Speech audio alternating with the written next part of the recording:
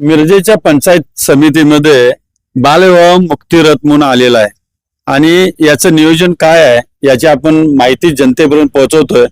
Madam जर आपलं नाव सांगा। माझं नाव विद्या जगदीश तितिंबे, मी बाल विकास प्रकल्प अधिकारी मिरज येथे कार्यरत आहे। काय हा रथ काय नियोजन आहे सांगा जरा जनतेला। या बालविवाह मुक्त भारत करण्यासाठी आपण आपल्या तालुक्यामध्ये प्रत्येक तालुक्यामध्ये जिल्ह्यातील त्याची प्रचार प्रसिद्धी करतोय की बालविवाह करणे हा कायद्याने गुन्हा आहे। बालविवाह 21 वर्षाच्या खालील मुलगा आणि 18 वर्षाच्या खालील मुलगी यांनी विवाह करणं हा कायद्यानं गुन्हा आहे आणि तो गुन्हा आहे हे जनतेपर्यंत मुलांच्या पर्यंत पोहोचवण्यासाठी हा रथ तयार केलेला आहे आणि हा रथ मिरज तालुक्याच्या गावोगावी हा प्रसार करत आहे।